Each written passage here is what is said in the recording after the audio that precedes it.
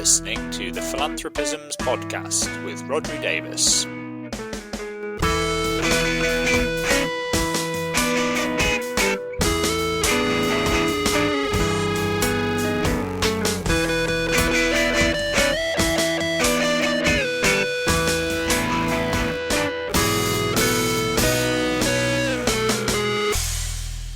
Hello, you're listening to the Philanthropisms podcast. This is the podcast where we try to put philanthropy in context. I'm your host, Rodri Davis. And I should say, just a peek behind the curtain before we get going on this week's episode, that you nearly weren't listening to the Philanthropisms podcast, because as some of you might have seen on LinkedIn, I had a technology issue involving mistakenly moving a file that I thought was a shortcut and then deleting it, which resulted in all of the recordings of every single episode, past and future, of the Philanthropisms podcast being permanently deleted. Luckily, with the help of some hastily procured software, I was able to recover almost all of the files that I needed, apart, it turns out, from the intro that I'd recorded to this podcast. So this is the second version of the intro that I'm doing, but thankfully I think we're back on an even keel now. Anyway, with that out of the way, this week's episode, I'm in conversation again, and this time it's with Rachael Jarosh and Suzanne Ehlers. Now, Rachael is the chair of USA for UNHCR, and Suzanne is the executive director and CEO of USA for UNHCR, and that is a US-based non-profit that is an affiliate of the United Nations Refugee Council, the UNHCR, and it's existed for a few decades now, and its role is to raise awareness of the work of UNHCR and also funding in the US to support that work. And there are similar affiliate organisations for the UNHCR in a number of countries elsewhere around the world. So I sat down with Rachael and Suzanne a couple of weeks ago now to talk to them about the work of USA for UNHCR, and particularly about a campaign that they're both involved in called Building Better Futures, which is a women-led philanthropy campaign that is fundraising from women donors, but also focused on giving to women refugees, particularly around the area of access to education.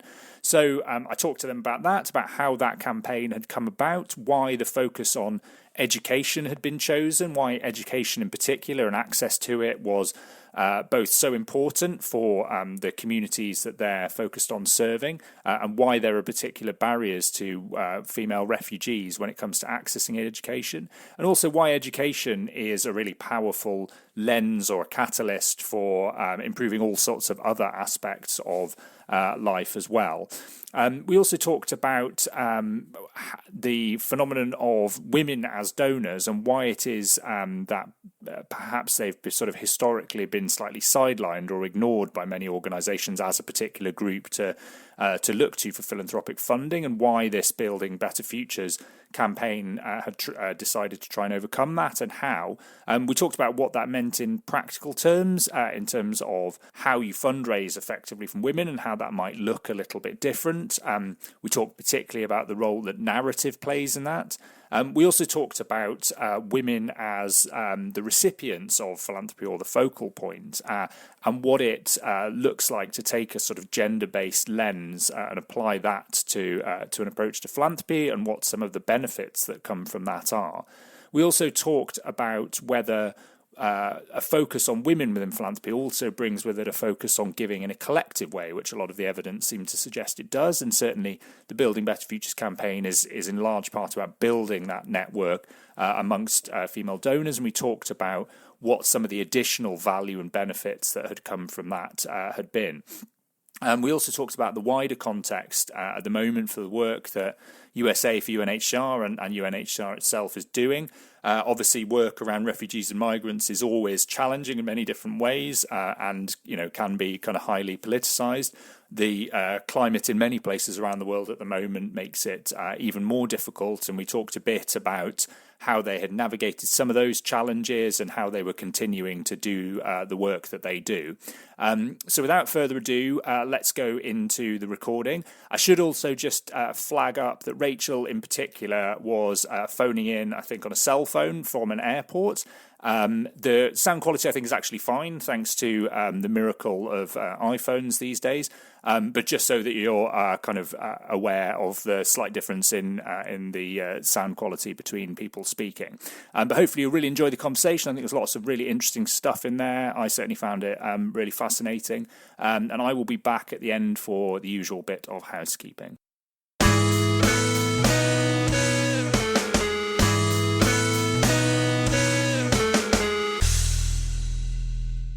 Okay, great. Well, I'm here with Suzanne Ehlers and Rachael Jarosh. Hi to both of you. Hi.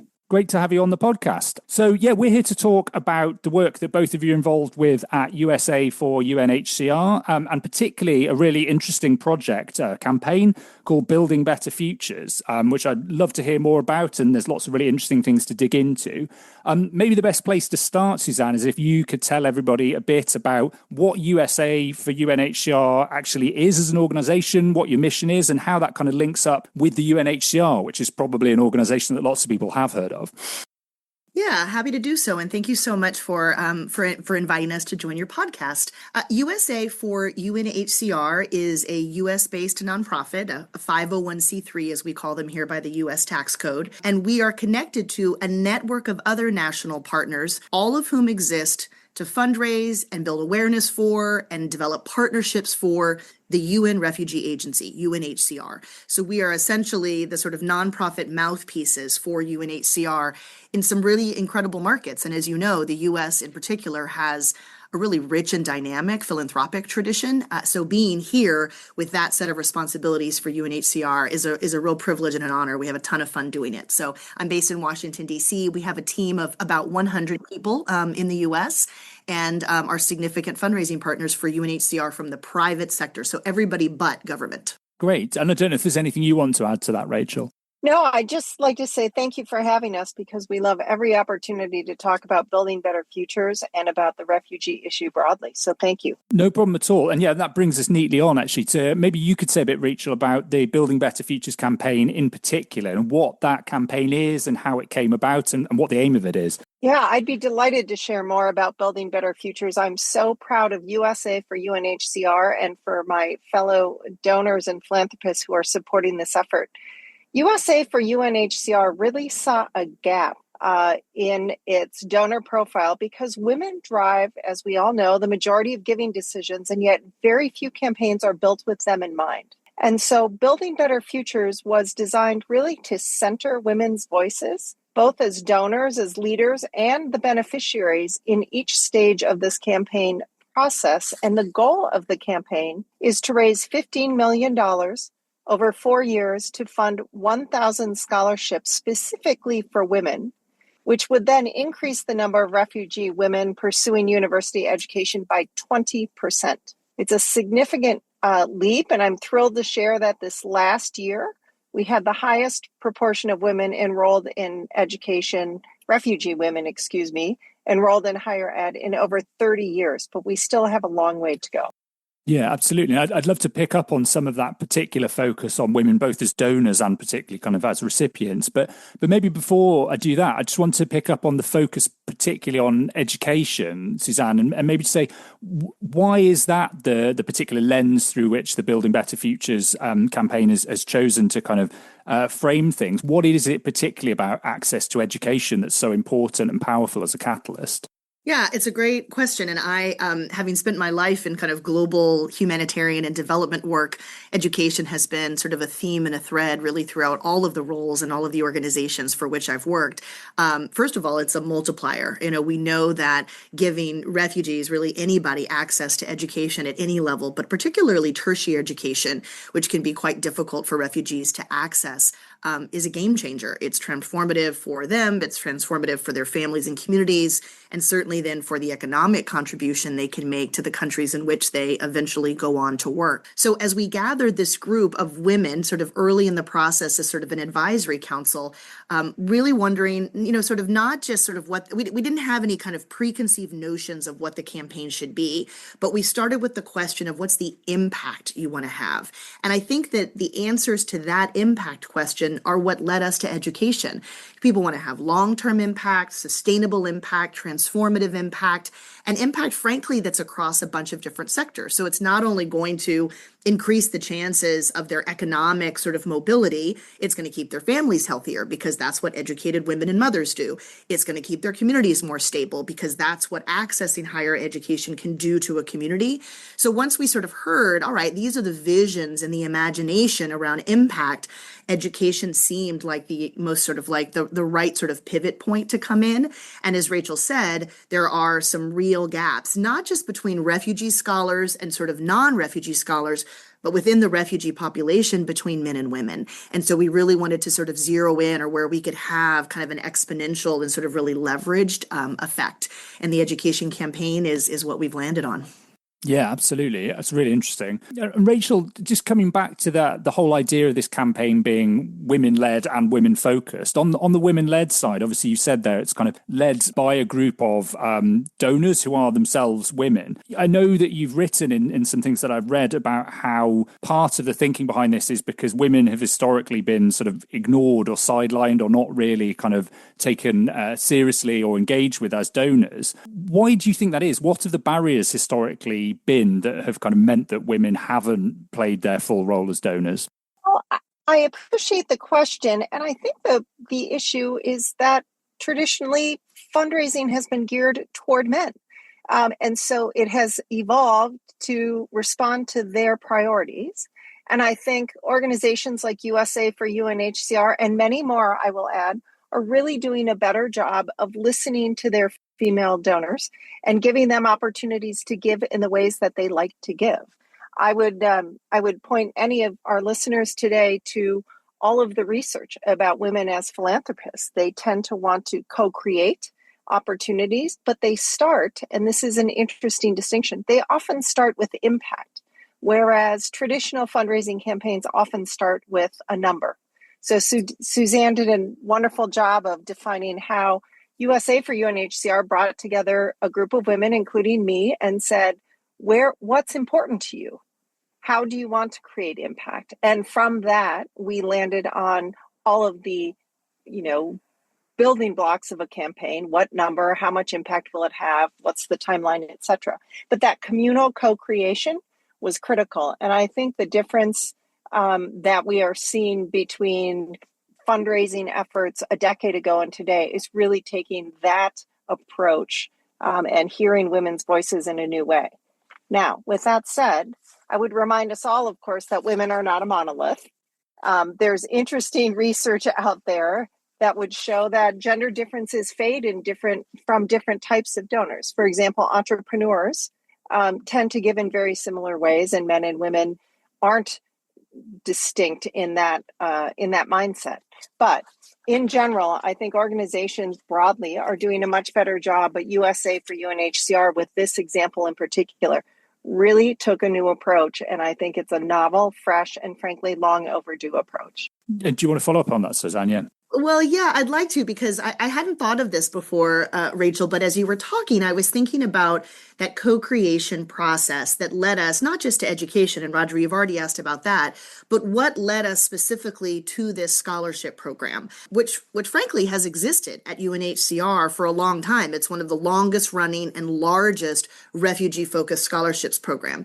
And I'm like really moved that we have a group of donors who were focused on impact rather than building something new that met their needs. Like, they had an idea around impact. There's an existing program that had ongoing needs, of course. Like, every year you have more refugee scholars who want to access higher education.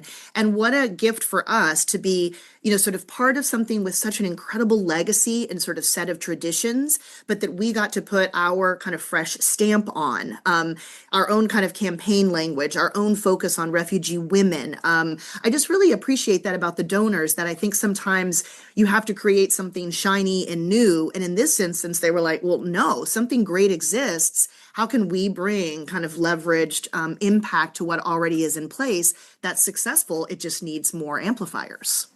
I would build on that actually, because as part of that co-creation group, I remember how thrilled we were collectively to find out about this scholarship program and to say, oh my gosh, here's a place we can create real impact. And it bonded the group in a new way. And if you look at the differences between men and women generally in philanthropy, one of them is the focus on community giving. It's why Women's Giving Circle. Finding that catalyst was really an exciting evolution for the group. And obviously we rallied quickly around it. Yeah, absolutely. And I'm interested as well in talking about that sort of focus very much being on starting from wanting to achieve impact. Was it that led to the focus on women and girls as recipients? So that you kind of quickly identified that was the way to have the greatest impact? Or was there sort of another thought process, which was because it was women-led on the donor side, there was a kind of existing interest perhaps in using that as a lens, and then within that you focused on maximizing impact? Which of them came first? So Suzanne spoke to that earlier, but it really was a recognition early on collectively that education is a multiplier. And so we started to hone in on education early and asked for data about education across refugee groups and age groups. And when we discovered the gender gap in access to higher education specifically, it was a terrific fit for us to align. But education as a multiplier for all of us was really a high priority. Yeah, I remember it the same. I remember that education was really where people were focused. And then not surprisingly, as you advance in education within a displaced population or displaced community, opportunities for girls begin to fall off pretty exponentially. And so by the time you're hitting this sort of university level education, access to it, accommodations while you're studying, even know-how around scholarship application, there's just a lot of reasons why girls weren't represented sort of at the same levels. And so it became sort of another door through which we could walk through that was still tethered to the education piece, but gave us, sort of a focus on a part of the program that would allow us to have really outsized impact, frankly. I would just note, this wasn't seamless. I mean, it took us a number of working sessions together, some pretty intense, collaborative, but productive conversations to get to this place. It sounds easy in retrospect, but it was an intense process, and it was really a joy because you get to know your fellow donors and supporters in a new way through those kinds of constructively critical and probing conversations. And that touches on something I really wanted to ask about, because you mentioned a couple of times that the women seem, the evidence suggests there is a kind of preference for giving in collaborative ways or in kind of collective ways using collective models. And I was really interested in whether you had seen evidence of that bringing value, not just in the outputs, but in the process. So in terms of the connections it created between the donors that were involved and what some of that value might have looked like. Yeah, it's a great question. And I think Rachel will have an answer to it that's sort of from her sort of vantage point. I would say from the USA for UNHCR vantage point, first of all, I mean, we exist to mobilize resources for the UN Refugee Agency. So the better we can be at that in any sphere is good. And so I can certainly point to the learnings that my professional staff have had from watching this process unfold, from helping support these incredible women philanthropists in coming to this sort of shared campaign, in really putting trust in a process that then led us to such an impactful space. So I think my answer to your question is yes, sort of being a part of and bearing witness to this process that I think in the end will lead us to great impact also had its own set of learnings about how, for me, it confirmed that we are not transactional fundraisers at USA for UNHCR. We're relational fundraisers.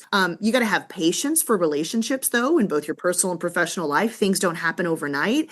And so this idea that we were kind of bearing witness to to a group of women, group of humans, really focused on what their sort of sense of shared purpose would be, what the kind of collective impact they wanted to have. Now, whether or not those women philanthropists, Rachael included, have gone back to their other philanthropic work and taken some of the lessons, I don't know that, although I can't imagine they haven't, because it really has been a rich process that's had, sort of its own impact above and beyond what Building Better Futures sort of aims to achieve. I don't know, Rachael, what do you think of that? I'm sort of thinking it from one side of the equation, but you must have your own experience there. Yeah, it's an interesting question. And Suzanne, I really appreciate and endorse everything you just said. And I approached this candidly, both as a potential donor and, of course, as an advocate for UNHCR, USA for UNHCR, because of my role on the board. And so I was really thinking and focusing, when you asked the question, on the relational piece of this co-creation process and what it will translate into and what we have already seen it translate into. So, for example, part of that co-creation discussion was a learning opportunity, and it was a learning journey for all of us, but it gave us an opportunity to speak firsthand to beneficiaries and to dive perhaps more deeply into the content than we might otherwise as more transactional donors. And so there is storytelling, natural storytelling, that has taken root in every one of the donors at this table. And I have to believe that is resonating beyond the immediate impact we can measure today. But I also believe that will translate into longer term giving for this donor group and others, because we have formed a group not only of supporters, but of true advocates who are invested in the shared mission in a different way than other campaigns I've been involved in historically. Yeah, can I add to that, Rodri? Just to sort of say, I mean, another, because Rachael mentions storytelling. So this is already a year and a half, maybe almost 2 years ago, we hosted a small event at the home of one of our women philanthropists. And we had a Daffy scholar with us, Monica, who had fled South Sudan and went on to study with the support of the scholarship at the University of Nairobi. She'd lost her father. She was facing a lot of pressure to sort of be forced into early marriage. And the university sort of access gave her like peace of mind and sort of the safe space. And to watch the women who at that point, many of them had maybe only been thinking of Daffy and higher education access in sort of abstract terms, to watch them interact with Monica and to really like see the living value and power of what they were behind in this program. And then to take that and first of all, to be able to sort of retell Monica's story so easily, like every one of them so moved by what they saw.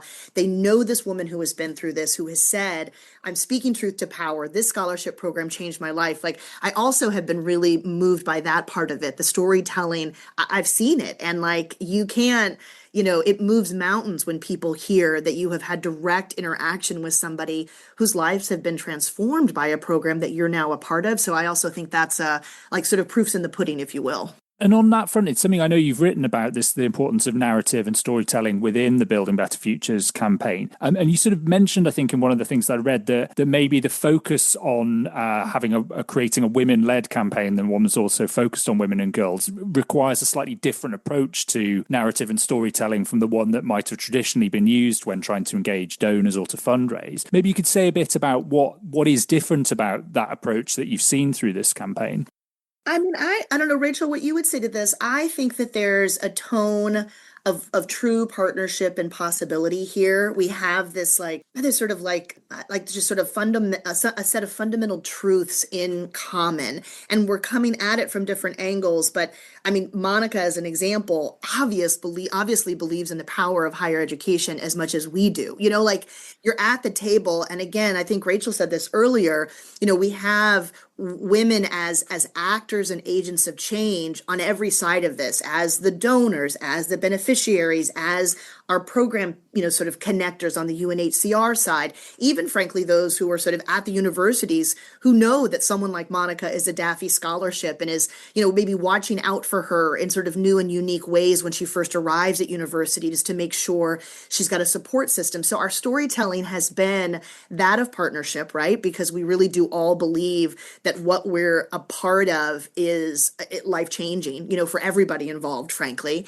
And then the sort of notion of possibility, because I think, we have refugees and displaced persons who like really all they want to do is contribute to sort of peaceful and stable futures. And access to higher education is often that last bridge that allows you to be able to do that as part of labor mobility and as part of a workforce. We know that a lot of countries sort of speak really good language, like, oh, we definitely include refugees socioeconomically, but frankly, there's a lot of barriers to it. And so it's a much smaller percentage of host countries that actually let that kind of work participation happen. These higher education degrees like just improve the chances of it happening in ways so that, I know we have that shared notion of possibility too, that I think is really important from a storytelling perspective. I don't know, Rachel, what would you add to that around this sort of narrative thread that we have woven in this campaign? Yeah, Suzanne, I would revert back to the story of meeting Monica. One of the things that this team has done incredibly well, kudos to USA for UNHCR's development team, is to continue to create opportunities for the donors who are supporting this campaign to hear directly from beneficiaries. And it is an upward storytelling cycle. So number one, we hear directly from the beneficiary. That touches your heart, it moves you, and it reinforces the good thinking that went into this program, into creating this campaign. But then it also kind of expands as donors, our perspective on what's possible because of this campaign and how we might further engage. And I've had that conversation with a few donors on this campaign about additional engagement. So this circles back to what are the repercussions of this collaborative process and what are the other multiplier effects? And I think of, there's a refugee from Congo. Her name is Grace, and she is studying in Germany, but she also started a mentorship club for other female scholars. So that prompted a conversation among a handful of donors about how are we helping ensure these scholars have the support they need through the program. The scholarship program already provides lots of support, but there are other things that refugees are very clear that they need and would like, and they're creating them for themselves. That's an inspiration in and of itself. It brings every donor deeper into the journey that these scholars take, and it has prompted lots of conversation about other ways we might support this effort. So there's a multiplier effect there. The storytelling piece is critical, but I would say at the end of the day, the storytelling always has to be engagement directly with the beneficiary to be most powerful. And that's what this team continues to create for us as often as possible. Yeah, absolutely. One thing I wanted to ask about is we've talked quite a bit about the focus of the campaign as being led by women and sort of aimed at women as beneficiaries or recipients. The other part of the aspect that tends to come up in this conversation about women as donors is the sort of apparent wealth transfer that we're on the cusp of, and the idea that there's this whole new generation or next generation of philanthropists who potentially are interested in doing things in quite different ways. Is that sort of relevant to your thinking about the Building Better Futures campaign? Is there an aspect of that is about engaging women who are themselves, in some sense, next-gen donors? And do you think it does make sense to talk about those donors as having particular characteristics? Well, as I said earlier, certainly there's loads of research about how donors are unique. And this generational transfer, this great wealth transfer, will undoubtedly reshape and resize the world of philanthropy. And I think USA for UNHCR has done something unique and novel, and frankly is a great example to other organizations. I think it will continue to evolve both in our organization, but also other organizations as they recognize the shift in control of the world's capital, which is not only empowering women financially, but enabling them to redefine how they want to use it. The next generation for us has become a more vocal and active participant in our donor universe, I would say. Suzanne, I think that's fair to say. And I think, as we've seen, that means in philanthropy, game-changing investments driven by women. And so I think what's talked about a lot less is the need for new tactics and approaches to evolve and meet this moment. Suzanne, I'll turn to you to see if you want to add more from an institutional perspective. Well, I mean, yes, just certainly the stories are out there about the great wealth transfer and the fact that women are already driving sort of the majority of household sort of decisions around philanthropy, and that will just sort of only increase. I mean, the next gen where my mind went, and I'm thinking of, the philanthropists that not only are a part of building better futures, but frankly, who come to USA for UNHCR's door and want to get engaged. I do think that there is something like special about the Building Better Futures campaign and watching some of these young women who, you have Bernice, who's from the Democratic Republic of Congo, and I was with her at a panel hosted by the government of Qatar and their kind of education above all initiative. And to watch her, she had sort of been trained as an electrical engineer in South Africa. She's now, I think, still or maybe near the end of pursuing her master's degree in Italy. Like incredible young woman who I'm connected with on LinkedIn and sort of trying to amplify.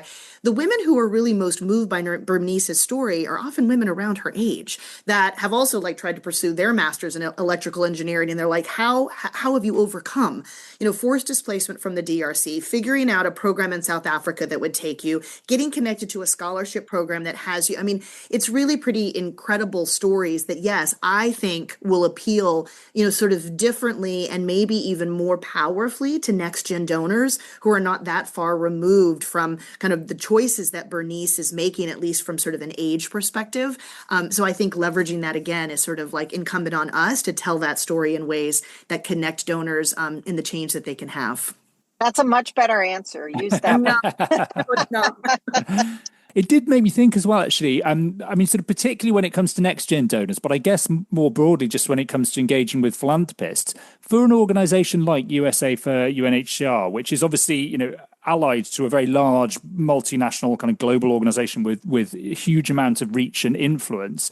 Do you find that is always an advantage when it comes to engaging philanthropists, or do you sometimes have to kind of tailor the narrative that you're offering to philanthropists because some of them maybe are less inclined to engage with an organisation like USA for UNHCR and they need a kind of a slightly different sell? That is such a good question. And of course, my answer is going to be it cuts both ways, right? There's a whole set of donors, and I've been so moved. I'm almost at the end of my third year of leadership here at USA for UNHCR. And we invite our donors to talk to us all the time. Our major donors, our foundation donors, our grassroots donors who give us monthly, like, how'd you hear about us? Why are you connected to us? And I think that you will hear a lot that yes, donors are moved by the scale that is available to them through working with a group like UNHCR. We're at any emergency or humanitarian crisis within 72 hours. We have obviously a worldwide global team. We have core relief items that can sort of save people's lives in the aftermath of emergency, sort of pre-positioned and stationed all over the world. Yes, there are a lot of donors who are very moved by being a part of something that has such like momentum and scale. On the other side, yes, are there also donors who say, I wish I were closer to the work? Can UNHCR really give me that sort of almost like kind of customized sort of experience and approach? But lucky for us, we can do that side as well. I mean, I've just given you stories of women who have been displaced by crisis, all of whom I've met in person, all of whom are going on to do things that will contribute to sort of world peace and stability, if you will. So you can have it both ways. You just have to be willing to, number one, and I always say this, like raise your hand as a donor and say, this is what I need, right? I'm really moved by scale. Keep telling me these big stories. Or I'm a donor that wants to be a part of this well-vetted system, but I want stories. I want granular examples of where my donation has made an impact on the life of an individual or a family. And so I would also, like last week, I told you earlier, Rodri, I was in Jordan and Syria. So on the Syria side, talking to a family who had been displaced to Lebanon for almost the entire 12 years of the Syrian civil war. It's now back. He has taken a small business grant, like $1,000 US, I think, sort of max, and learned to blacksmith, has sort of set up his own, sort of workshop. And so to be able to come back home with a story like that from this man who will not only rebuild like his family and his community while they're rebuilding Syria, I think think is really shows just the flexibility that a group like USA for UNHCR can make available to donors. And I had to put his story in there because it is a lot of women that we support and work with, but of course there are so many heads of households that are trying to do right by their families. And so, yeah, your question's a good one, but I think we can answer both sides of it. We just really need to hear from the donor. What's the kind of impact you want to have back to building better futures? And let us answer that impact then with the kinds of investments that can really meet your needs. And if I could build on that, as a former foundation president, and then running an NGO and now being on the board of USA for UNHCR, I would say what Suzanne speaks to is not easy. But if there's any counsel for organizational leaders to take away, it really is to make sure you're rethinking your stewardship to make it personal. You have to both create opportunities for donors to raise their hand and ask donors to raise their hand to understand and to have deep conversations to understand their priorities, where and how they'd like to engage. And that's something that I think UNHCR does particularly well, in part because our scale and our reach is so big and broad that unless we personalize it, it's hard to really comprehend that we are the only agency in the world mandated with this very fundamental responsibility, which is the protection of refugees. I think the team at UNHCR does that exquisitely well, but I would say there's a lot to learn for any organization of any size in how they do that through their storytelling and how they have allowed that storytelling to reshape their stewardship to make sure that it is personal for donors at every scale. Yeah, it's really interesting. I wanted to just ask a little bit about the kind of wider context within which you operate. I mean, it strikes me that working on issues around refugees and migration is never, entirely straightforward, and there are always kind of political challenges. But it feels as though there must be particular political challenges at the moment. Certainly here in the UK, we're seeing a lot of kind of heightened political rhetoric around issues of refugees and migration. And also particularly thinking about the Building Better Futures campaign, taking a gender lens and applying that to anything is no longer necessarily straightforward. Are these things that you've had to navigate or at least kind of think about so far in the work that you're doing with the Building Better Futures campaign? I mean, I can speak from the USA for UNHCR, kind of vantage point. And frankly, no. I mean, are we aware? I mean, is there a sort of a swirl around, some of the issues that you've raised and some of the kind of geopolitics of the time? Absolutely. And we're always navigating those waters. We're always sort of threading the needle. But when it comes to the specific work of building better futures, I have to tell you, no. Like, people really believe in the power of education as a multiplier. People really believe that is a fundamental human right. And as you may know from my bio, having worked for Malala Yousafzai for many years, like there are a few people, sort of Taliban aside, who don't really believe in the power of education and everyone having a right to it. And so that part of the campaign is a central tenet. People are like, check, got it. And then frankly, if we're still moved by data, the data still shows us that women are accessing these higher education scholarships at significantly lower levels. So we're like, listen, we're interested in building better futures. We're interested in the Staffy Scholarship Program. And for now, we're looking to have a focus on where we can help bridge a gap that we know exists and that we know will have, again, sort of addition to educate multiplier effects for family, household, communities, and countries. And the data is strong, so no one also has sort of challenged that. I think the last piece I would say about this, and I would really invite Rachael to come in as well, is that if we think of, the impact that that education can have on the sort of the peace and sort of stability quotient, and again the contribution then to economic productivity and to labor mobility in a moment where we're trying to really shore up national economies and we're really trying to think about what does it mean to bring prosperity to people sort of across the globe. I mean, I'm thinking Syria is like front of my mind last night. Like, we will not rebuild that country without incredible capital investment and infrastructure support from countries around the world, from multilateral institutions. And the way that the Syrian population, as an example, will best be able to harness that investment and that interest is with a well-educated community and population that knows how to take Syria forward into the future. And women will be a part of that regardless. So in a funny way, I'm not not hearing some of the complication of the time, but I'll tell you, we have sort of a good answer to every one of those questions. And so we're kind of just keeping the focus on the North Star, and it's working so far. I'm aware in terms of getting away within the hour, I want to make sure we do that. But just to say thanks ever so much to both of you for finding the time to come on the podcast. But before I say a final goodbye, I just wanted to give you an opportunity if there's anything particular that you want to direct people's attention to, or anything that you want to give people a call to do off the back of this conversation who might be listening. Well, I would say that, first of all, thank you. It's just always fun to find room and space for conversations that are coming at it again from different angles and the trends and dynamics around philanthropy. I think so much in this moment, back to your previous question around kind of shifting winds and shifting discourse, I think that we are entering an era when the private sector broadly defined, so everything that's sort of not public sector, but government kind of aside, the private sector will have enormous responsibility and input into the sort of the world's ongoing development and kind of maturation and progress. And so to be on a side of that where we're thinking about how to influence that, how to sort of feed philanthropic decisions in ways that achieve greater results and impact, with a focus on human rights and protection, particularly for refugees at the center of that.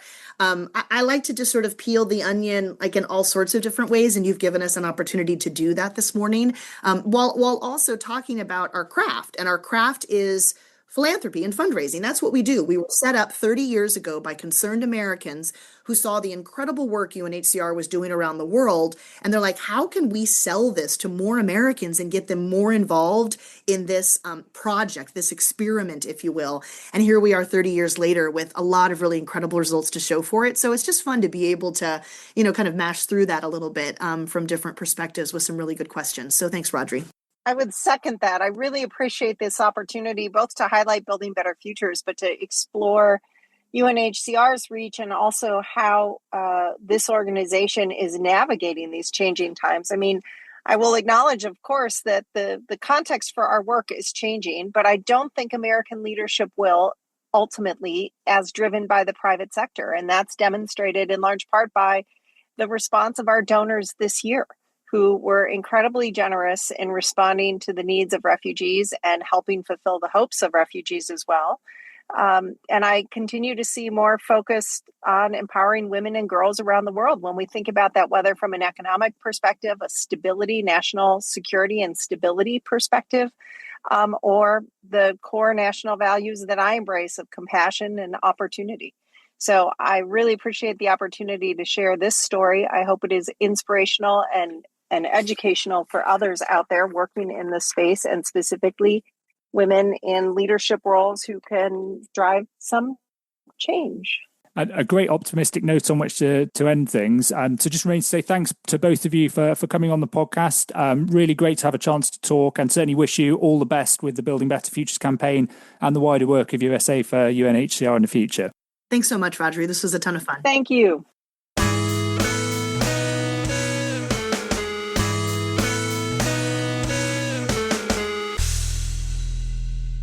Okay, well, my thanks again to Rachael and to Suzanne for coming on the podcast. It's really great to have a chance to hear about all the work that they're doing, which I think is more important now than ever before. I'll put links in the show notes to places where you can find a bit more information about USA for UNHCR and the Building Better Futures campaign and some of the other stuff that we discussed. If you're interested more broadly in issues around philanthropy and civil society, do check out the website at whyphilanthropymatters.com. You can find all of the back issues of this podcast. You can find lots of articles, long-form reads about issues to do with what's going on in philanthropy now and what's happened with philanthropy in the past. Also shorter-form guides to particular kind of topics of interest in philanthropy. Lots of news updates. You can also find all of the back issues of the newsletter that I do once a month, and you can sign up for that newsletter. So there's loads to dig into there. And if you want to follow me on social media, you can find me on LinkedIn and Blue Sky as well, and follow me there for other kinds of updates. I'll also just give another shout out for the project that I'm working on with the Rory and Elizabeth Brooks Foundation at the moment. So if you're listening to this and you're based in the UK and you know of or work with a charity or an arts and culture organisation or a community group or higher education institution that has benefited from philanthropy in some way and used that philanthropy to do something really interesting or powerful, and you feel like you've got a great story to share, then please do get in touch. You can find my contact details on the website. We're looking to pull together a whole series of case studies that kind of highlight the diversity of philanthropy, both in terms of its geographic spread around the UK, but also the kind of different causes it focuses on, the different sizes and the different approaches it takes. But even more than that, to focus on what philanthropy has actually achieved. So to tell some really kind of compelling impact stories. So I would love to hear from you if you've got a story to share. As I say, you can find my email address on the Why Philanthropy Matters website, or you can get in touch with me on LinkedIn. I'd love to hear from you. Other than that, if you like the podcast and feel as though you know other people that might also like it, please do spread the good word. I think personal recommendation always helps.